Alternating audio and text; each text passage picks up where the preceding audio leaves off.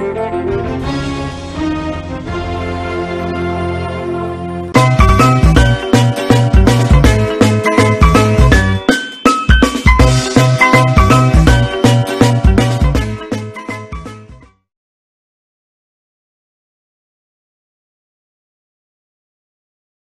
बच्चों, आप सभी कैसे हैं? हमारा परिवेश की कक्षा में आप सभी का स्वागत है। आज हम हमारी पाठ्य पुस्तक हमारा परिवेश में कक्षा 4 के पाठ 7 जंतुओं में अनुकूलन के बारे में चर्चा करेंगे।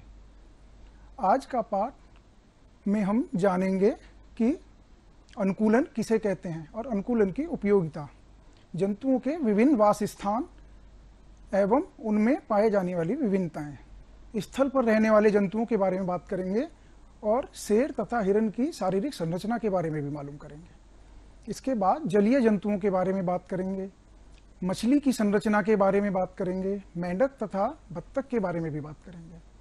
इसके बाद हम मरुस्थल में रहने वाले जंतुओं के बारे में बात करेंगे, वायु में उड़ने वाले जंतुओं के बारे में और उनकी संरचनाओं के बारे में, विभिन्न पक्षियों और उनके घोंसलों तथा घोंसलों को बनाने में प्रयुक्त सामग्री के बारे में भी बात करेंगे। बच्चों, आज की पढ़ाई शुरू करने से पहले मैं एक छोटी सी घटना आपको बताना चाहता हूँ। एक जंगल में तालाब के किनारे 3 दोस्त बैठे थे। तीनों दोस्त बड़े आराम से बैठे हुए बातें कर रहे थे। तभी अचानक वहां एक शिकारी आ जाता है। वह उनका शिकार करना चाहता था। शिकारी को आता देखकर तीनों दोस्त खतरे को भांप जाते हैं और तुरंत ही वो अपनी अपनी शारीरिक संरचनाओं का इस्तेमाल करके वहां से निकल लेते हैं। जैसे पहला दोस्त तुरंत ही तालाब में छलांग लगा देता है क्योंकि वो जल में आसानी से रह सकता था। दूसरा अपने शरीर के रंग की तरह की ही झाड़ी को देखकर उस झाड़ी में छिप जाता है। और बचा तीसरा, तो तीसरा उड़ना जानता था, तो वो तुरंत ही उड़कर दूर के एक पेड़ पर जाकर बैठ जाता है। तो इस तरह तीनों ही लोग अपनी समझदारी का परिचय देते हुए जान बचा लेते हैं। तो बच्चों, हमारे सभी के शरीर में भी इस तरह की कुछ शारीरिक संरचनाएं होती हैं जिनका उपयोग करके हम अपने जीवन को आसान बनाते हैं और हम अपने वातावरण के अनुसार अपने आप को ढाल लेते हैं। इस तरह अपने आप को अपने आसपास के परिवेश के हिसाब से समायोजित करना ही अनुकूलन कहलाता है। तो आज के हम इस पाठ में अनुकूलन के बारे में पढ़ेंगे। हमारा पाठ है जंतुओं में अनुकूलन। इसमें हम विभिन्न प्रकार के जंतुओं के बारे में पढ़ेंगे। वो उड़ने वाले जंतु भी हो सकते हैं, पानी में तैरने वाले भी हो सकते हैं और जमीन पर चलने वाले भी हो सकते हैं।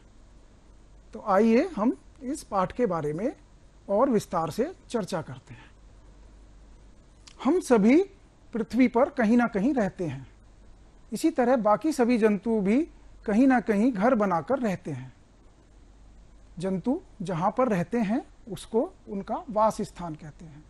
जैसे शेर, आपको पता है ना कहाँ रहता है? गुफा में। बिल्कुल सही। और चूहा कहाँ रहता है बच्चों? बिल में। इसी तरह जो उड़ने वाले जंतु होते हैं वो ज्यादातर पेड़ पर घोंसला बनाकर रहते हैं। हम लोग भी अपने अपने घरों में रहते हैं ना, तो ये सभी हमारे वास स्थान होते हैं।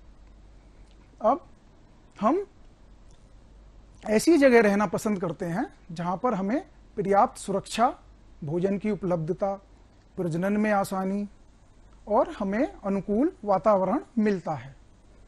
वास स्थान के आधार पर हम जंतुओं को 4 भागों में बांट सकते हैं।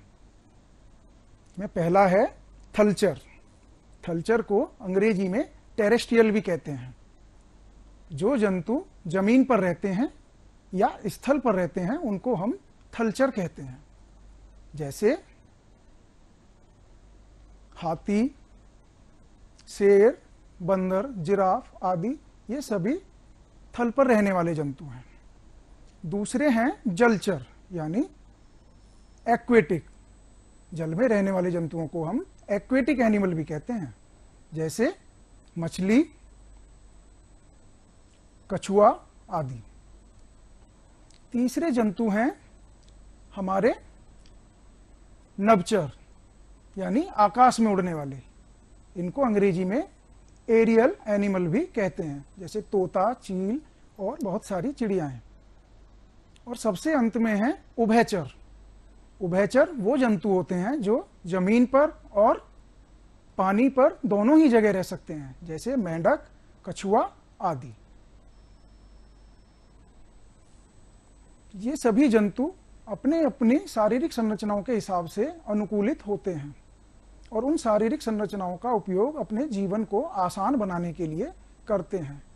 तो जब कोई जीवधारी अपने आप को वातावरण के हिसाब से समायोजित कर लेता है तो ये घटना अनुकूलन कहलाती है। प्रत्येक जंतु में अनुकूलन के लिए कुछ विशिष्ट शारीरिक संरचनाएं होती हैं। जैसे मछली में सांस लेने के लिए गलफड़े पाए जाते हैं। मछली जल में रहती है और जल में वो गलफड़ों से सांस लेती है। इसी तरह पक्षियों में उड़ने के लिए पंख पाए जाते हैं। पंखों की सहायता से पक्षी आकाश में बहुत ऊंचा उड़ लेते हैं। मछली में आपने समझ लिया, इसी तरह से आपने पक्षियों में भी समझ लिया। मरुस्थल में रहने वाले जंतुओं में भी इसी तरह अनुकूलन पाया जाता है। जैसे ऊंट के पैर गद्दीदार होते हैं और वो इन गद्दीदार पैरों की सहायता से मरुस्थल में बहुत तेजी से दौड़ लगा लेते हैं। जीवों में निम्नलिखित कारणों से अनुकूलन होता है। अनुकूलन होने के बहुत से कारण होते हैं, जैसे भोजन की उपलब्धता। भोजन की उपलब्धता हम इस तरीके से समझ सकते हैं कि आपने कभी बंदर को देखा है? बंदर एक साथ आपसे खाने को झपट कर ले जाता है और वो तुरंत उसे मुंह में रख लेता है। उसके गले में एक थैली होती है, वहां ये खाना इकट्ठा हो जाता है। वहां से फिर बाद में ये धीरे धीरे उस खाने को उपयोग में ले आता है। इसी तरह आपने गाय और भैंस को भी जुगाली करते हुए देखा होगा। वो भी उनका एक तरह का अनुकूलन ही है। पहले वो खाने को या जो चारा खाते हैं उसको सीधा अंदर निगल जाते हैं। वो उनके आमाशय के पास एक थैली नुमा रचना में इकट्ठा हो जाता है। उसके बाद जब वो आराम कर रहे होते हैं तो उस भोजन को धीरे धीरे उपयोग में लाते हैं और हमको वो जुगाली करते हुए दिखाई देते हैं। एक प्रक्रिया और भी है, इसको हाइबरनेशन कहते हैं, यानी शीत निष्क्रियता। जाड़ों में बहुत से जंतु जैसे सांप, छिपकली, चूहे आदि सुप्त अवस्था में चले जाते हैं, यानी गहरी नींद में चले जाते हैं। वो लेकिन पहले से ही भोजन को इकट्ठा कर लेते हैं। शीत निद्रा के समय उनके हृदय की धड़कन भी कम होती है और उनकी श्वसन की दर भी बहुत कम होती है। वो खाने को बहुत ही कम उपयोग में लाते हैं और जब उनके अनुकूलित वातावरण हो जाता है, यानी ठंड कुछ कम हो जाती है, तो वो दोबारा जागकर अपना जीवन यापन करते हैं। तो इस प्रक्रिया को हम हाइबरनेशन या शीत निष्क्रियता भी कहते हैं। दूसरा पॉइंट है हमारा वातावरण। वातावरण भी हम अनुकूलन के हिसाब से कर सकते हैं। जैसे कुछ पक्षी माइग्रेशन करते हैं। माइग्रेशन यानी प्रवासन, एक जगह से दूसरी जगह वो उड़कर आते हैं। वो पूरे झुंडों में, पूरे बड़े दल के साथ एक जगह से दूसरे जगह, कभी कभी एक देश से दूसरे देश में आते हैं। जब वहां उनको भोजन की कमी होने लगती है और दिन छोटा होने लगता है तो वो दूसरे ठंडे प्रदेशों में उड़कर आ जाते हैं और यहाँ पर कुछ महीने गुजारकर वापस अपने देश या अपनी जगह चले जाते हैं। जैसे ज़्यादातर भारत में सितंबर और अक्टूबर में प्रवासी पक्षी आते हैं और वापस जाने का समय इनका मार्च और अप्रैल होता है। इसी तरह तीसरा पॉइंट है प्रजनन। अपने जैसे ही जीवधारियों को पैदा करना प्रजनन कहलाता है। तो यह प्रजनन भी अनुकूल वातावरण पर ही निर्भर करता है। यदि जीवधारियों को अनुकूलित वातावरण मिलेगा तो वो आसानी से प्रजनन कर पाएंगे। और सबसे अंत में है शत्रुओं से रक्षा।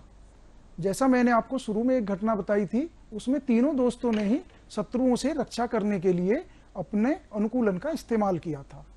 गिरगिट भी रंग बदल लेता है और आसानी से अपने रंग जैसे पत्तों में दुश्मनों से या शत्रुओं से रक्षा करने के लिए छिप जाता है। इसी तरह खरगोश का बहुत हल्का शरीर होता है और फुर्तीला भी होता है, तो खरगोश तुरंत ही दौड़कर अपनी जान बचा लेता है। इसी तरह बहुत से छोटे छोटे जंतु भी आसानी से झाड़ियों में छिपकर अपनी जान बचा लेते हैं। अब हम इन सभी जंतुओं के बारे में एक एक करके चर्चा करेंगे। तो सबसे पहले हम जान लेते हैं जल में रहने वाले जंतुओं के बारे में। जल में जो भी जंतु रहते हैं उनको हम जलीय जंतु कहते हैं, जैसे बत्तख, मछली, समुद्री घोड़ा, ऑक्टोपस, मगरमच्छ आदि। इन सभी जलीय जंतुओं का शरीर धारा रेखित होता है। धारा रेखित शरीर इनको तैरने में सहायक होता है। बच्चों, धारा रेखित शरीर को समझाने के लिए मैं आपको एक उदाहरण बताता हूं। आपने नाव तो देखी होगी। नाव का आगे का सिरा और पीछे का सिरा, दोनों सिरे नुकीले होते हैं और बीच का हिस्सा इसका चौड़ा होता है। तो इस तरह की आकृति जिसमें आगे और पीछे के शरीर नुकीले हों और बीच का हिस्सा चौड़ा हो, वो धारा रेखित कहलाता है।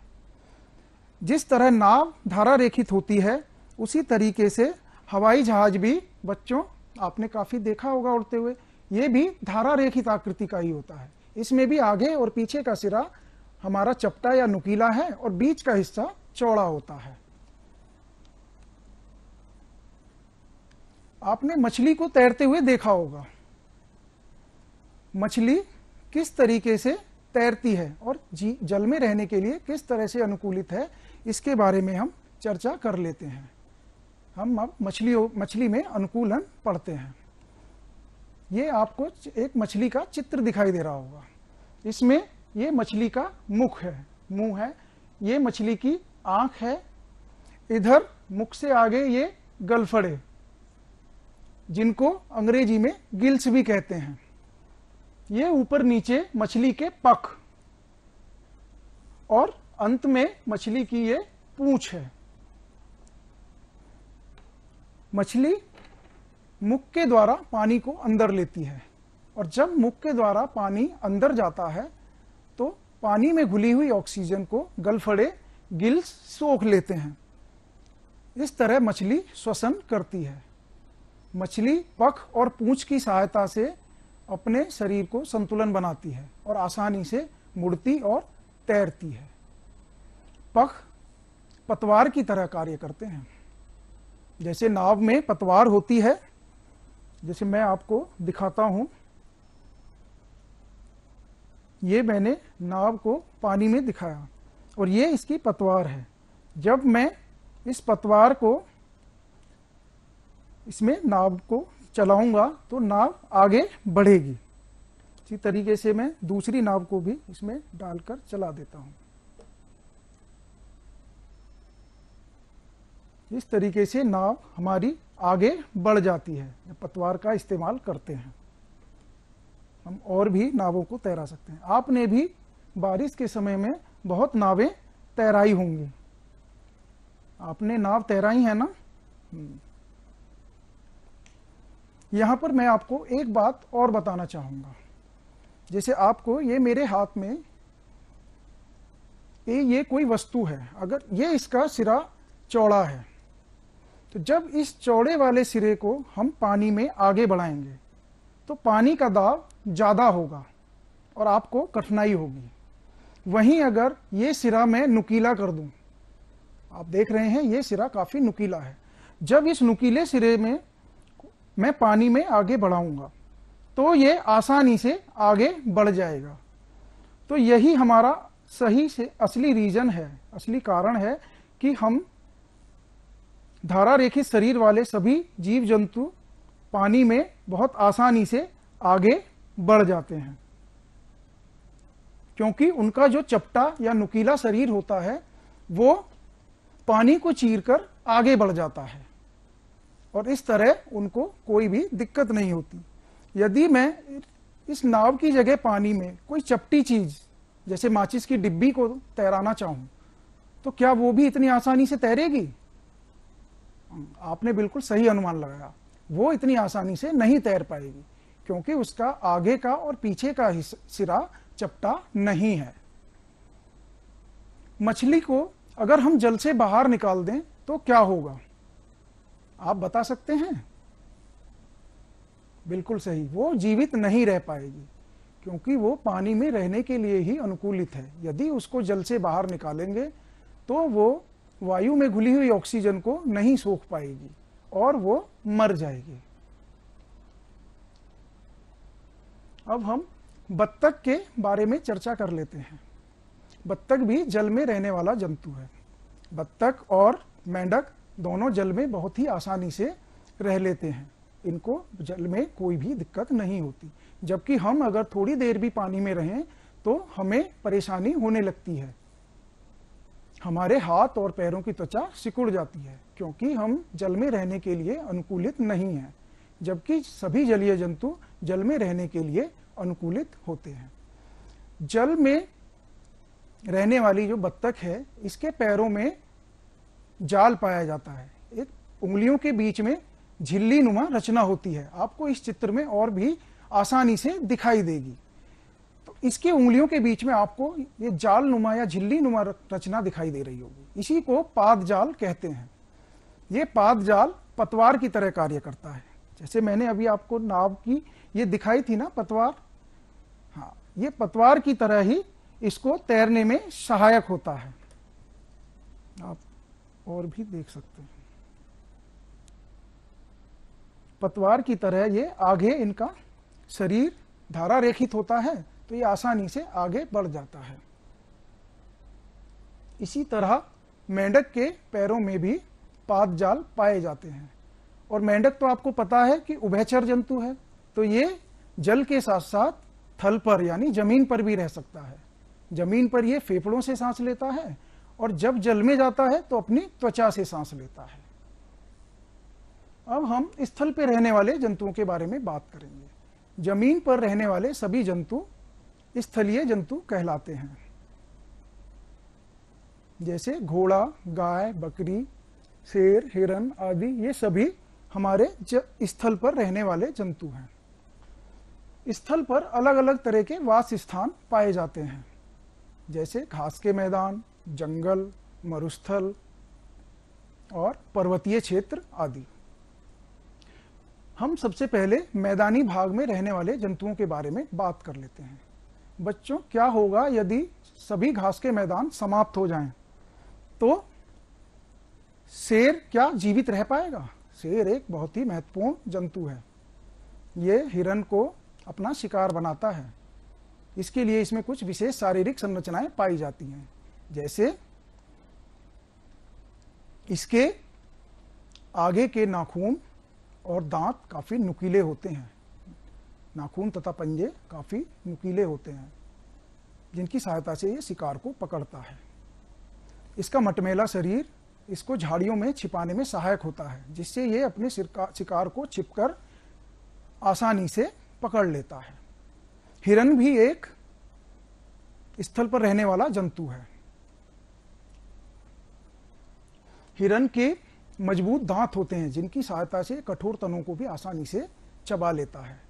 इसके अलावा इसके सिर पर स्थित आंखें इसको दूर दूर तक देखने में सहायक होती हैं और ये खतरे को भांपकर आसानी से भाग जाता है। इसकी तेज गति भी इसको भागने में सहायता देती है। अब हम मरुस्थल में रहने वाले जंतुओं के बारे में बात कर लेते हैं।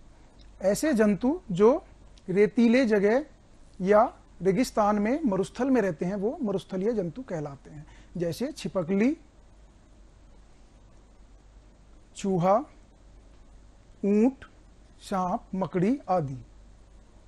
ये सभी जंतुओं की त्वचा मोटी होती है, जो शरीर से पानी के ह्रास को रोकती है, यानी पानी की कमी को रोकती है।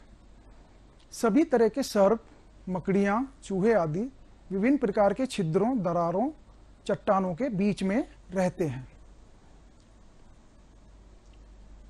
अब हम ऊंट के बारे में बात कर लेते हैं। ऊंट रेगिस्तान का बहुत ही उपयोगी जंतु है। यह सामान को ढोने में और विभिन्न सवारियों को इधर से उधर ले जाने में काम आता है। ऊंट को रेगिस्तान का जहाज भी कहते हैं।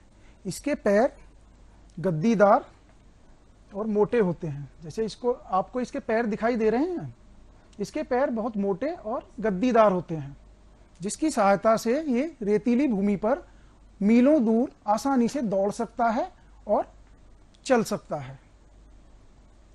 ऊंट का ये उभरा हुआ हिस्सा आप देखिए, इसको कूबड़ कहते हैं। कूबड़ में ये भोजन को वसा के रूप में संचित कर लेता है, यानी इकट्ठा कर लेता है, और इस तरह ये कई दिनों तक बिना खाए रह सकता है। बाद में जब इसको भूख लगती है तो इस वसा का ही इस्तेमाल ये अपने भोजन में करता है। इसी तरह ये अपने आमाशय में स्थित थैलियों में पानी को संचित कर लेता है, जिसकी वजह से इसको बहुत कम प्यास लगती है। इस तरह ऊंट बिना खाए पिए कई महीनों तक रह सकता है। अब हम पर्वतीय क्षेत्रों में पाए जाने वाले जंतुओं के बारे में जानेंगे। जो जंतु पर्वतीय क्षेत्र में पाए जाते हैं, जैसे भेड़, भालू, याक और पहाड़ी बकरी आदि, इन सभी के शरीर में भी कुछ विशेष संरचनाएं होती हैं जो इनको अनुकूलन प्रदान करती हैं। जैसे इन जंतुओं के शरीर की त्वचा मोटी होती है तथा इनकी त्वचा के नीचे वसा की परत पाई जाती है। इसके अलावा इनकी त्वचा के ऊपर घने और लंबे बाल पाए जाते हैं। जैसे आपको इस याक के बड़े बड़े बाल दिखाई दे रहे हैं, हाँ, भालू और भेड़ के भी बाल बड़े बड़े ही होती हैं। तो इन बड़े बालों की वजह से ये अत्यंत सर्दी से आसानी से बच जाते हैं। अब हम उड़ने वाले जंतुओं के बारे में बात करेंगे। हवा में उड़ने वाले जंतुओं को नभचर कहते हैं, जैसे चील, तोता, कबूतर, बाज आदि। इन पक्षियों की शारीरिक संरचनाएं हवा में उड़ने के लिए अनुकूलित होती हैं। ये किस तरीके से उड़ते हैं, इसके बारे में हम चर्चा कर लेते हैं। आपने कभी चिड़ियाओं को उड़ते हुए देखा है? वो कैसे उड़ जाती हैं? क्या आप भी उनकी तरह उड़ सकते हैं? सभी पक्षियों का शरीर धारा रेखित होता है। आपने हवाई जहाज को तो उड़ते हुए देखा होगा, मैं आपको दिखा देता हूं। हवाई जहाज तो आपने उड़ता हुआ देखा होगा। तो जिस तरह हवाई जहाज का आगे का सिरा नुकीला होता है, यानी धारा रेखित होता है, ये हम पढ़ चुके हैं, तो ये आसानी से हवा को चीरता हुआ आगे बढ़ जाता है। ठीक उसी तरह जिस तरह हवाई जहाज पानी को आसानी से चीरते हुए और आसानी से घूम रहा है, उसी तरह हमारे पक्षी भी अपने दो पंखों की सहायता से उड़ते हुए आगे की ओर बढ़ जाते हैं। तो इनमें बहुत सारी शारीरिक संरचनाएं जो इनको अनुकूलन प्रदान कर रही हैं, उनमें सबसे महत्वपूर्ण है एक जोड़ी पंख का होना, और इसके अलावा इनकी छाती की मांसपेशियां बहुत मजबूत होती हैं, जो इनके पंखों को ऊपर नीचे गति करते समय सहायता प्रदान करती हैं। इसके अलावा इनके फेफड़ों के साथ वायु कोषों की उपस्थिति होती है। जब ये उड़ते हैं तो इनके वायु कोषों में हवा भर जाती है, जिसकी वजह से इनका शरीर और हल्का हो जाता है। इसके अलावा पक्षियों की हड्डियां हल्की तथा खोखली होती हैं, जिसकी सहायता से इन्हें उड़ने में मदद मिलती है। घोंसलों से पक्षियों की पहचान कर लेते हैं। बच्चों, आप सभी अपने अपने घरों में रहते होंगे। जिस तरह आप अपने घरों में रहते हैं, उसी तरह सभी पक्षी भी अपने अपने घरों में रहते हैं। पक्षियों के घरों को घोंसला कहते हैं। घोंसलों का उपयोग ये अंडे देने के लिए और उनकी सुरक्षा करने के लिए भी करते हैं। पक्षी ज्यादातर पेड़ की शाखाओं, टहनियों आदि पर अपने घोंसले बनाते हैं। घोंसले बनाने में ये रुई, लकड़ी, घास फूस, तिनके, बाल, रेशे आदि का प्रयोग करते हैं। कुछ पक्षी अपना घोंसला गड्ढे, पेड़ की कोटरों, चट्टानों की दरारों आदि या हमारे घरों में भी बनाते हैं। आप यहां भी कुछ अलग अलग तरह के घोंसलों को देख सकते हैं।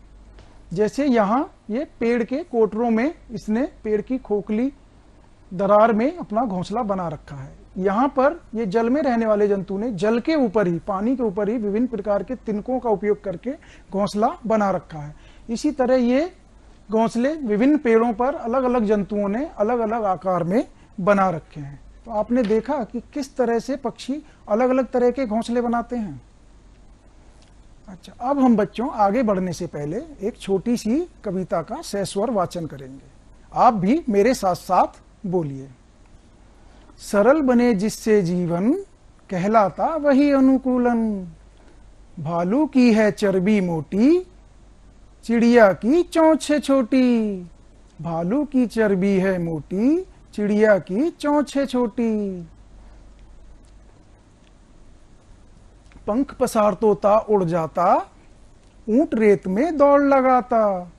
पंख पसार तोता उड़ जाता, ऊंट रेत में दौड़ लगाता। गिल्ट से मछली सांस लेती, बत्तख पैरों से पानी खेती। गिल्ट से मछली सांस लेती, बत्तख पैरों से पानी खेती। तो बच्चों कैसी लगी आपको ये कविता? अगर आपको अच्छी लगे तो इसको आप अपनी कॉपी में भी लिख सकते हैं। तो हमने आज इस पाठ में क्या क्या सीखा, ये हम एक बार दोहरा लेते हैं। सबसे पहले हमने बात की विभिन्न जंतुओं के वास स्थान में, जहां अलग अलग जंतु अपने अपने हिसाब से रहते हैं, उनके घरों को हम वास स्थान कहते हैं। जैसे शेर गुफा में था और हम अपने घरों में रहते हैं, सांप और चूहे बिलों में रहते हैं। तो इस तरह हमने ये भी देखा कि इनके वास स्थान में विभिन्न प्रकार की विभिन्नताएं पाई जाती हैं।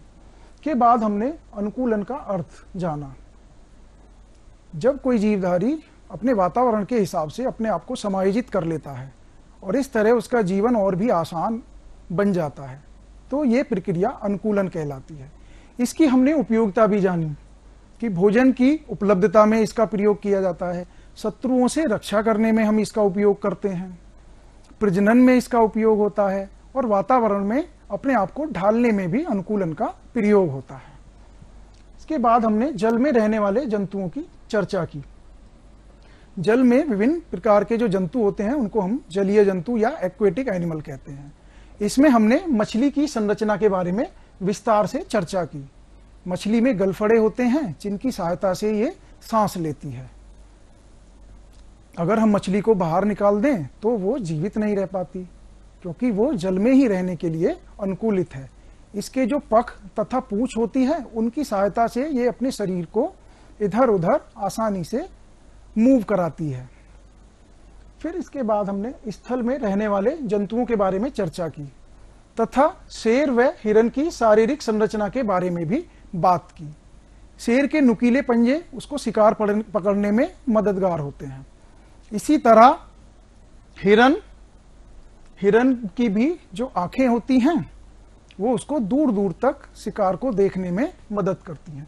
फिर हमने मरुस्थल में रहने वाले जंतुओं के बारे में चर्चा की और ऊंट की संरचना के बारे में विस्तार से जाना कि ऊंट को रेगिस्तान का जहाज क्यों कहते हैं, क्योंकि इसके गद्दीदार पैर होते हैं। ये अपने कुबड़ में वसा को संचित कर लेता है और आमाशय की थैलियों में पानी को संचित करके बहुत दिनों तक भूखा प्यासा ही काम करता रहता है। तो इस तरह ये रेगिस्तान का बहुत ही उपयोगी जंतु है। पर्वतों पर रहने वाले जंतुओं के बारे में बात की और उनमें अनुकूलन के बारे में भी कि किस तरह उनकी त्वचा मोटी होती है, वसा की परत पाई जाती है और उनके शरीर पर लंबे लंबे बाल भी पाए जाते हैं। इसके बाद हमने उड़ने वाले जंतुओं के बारे में विस्तार से चर्चा की। उनका धारारेखित शरीर होता है। धारारेखित आकृति को भी हमने नाव और हवाई जहाज के उदाहरण से अच्छी तरह समझा। जो आगे और पीछे से चपटा शरीर या नुकीला शरीर होता है और बीच में चौड़ा शरीर होता है, उसको हम धारारेखित शरीर कहते हैं। फिर हमने विभिन्न प्रकार के पक्षियों के घोंसलों और उनके निर्माण में प्रयुक्त सामग्री के बारे में भी बात की। अब हम गृह कार्य कर लेते हैं। बच्चों, यहां पर कुछ मैंने शारीरिक संरचनाओं के नाम लिखे हैं, जैसे गद्दीदार पैर, गलफड़े, झिल्लीदार पैर, नुकीले लंबे पंजे, लंबे बाल, पंख और खोखली हड्डी। इसके सामने विभिन्न प्रकार के जंतु हैं। आपको सही जंतु से इन शारीरिक संरचनाओं का मिलान करना है। जैसे गद्दीदार पैर को आप किससे मिलाएंगे? ऊंट से। इसी तरह गलफड़े हम मछली से मिलान करेंगे। झिल्लीदार पैर किस में होते हैं बच्चों? ये आपको पता ही होगा, मेंढक में। नुकीले लंबे पंजे, ये तो बहुत आसान है। शेर।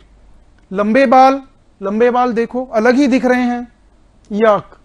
और पंख और खोखली हड्डी, अब ये अंतिम बच गया, ये पक्षी ही है। इसके साथ साथ आपको प्रोजेक्ट कार्य भी करने हैं। पहला प्रोजेक्ट कार्य आपका ये होगा कि आप अपने आसपास के जंतुओं और पक्षियों की एक सूची बनाइए और उनकी शारीरिक संरचनाओं के बारे में भी विस्तार से।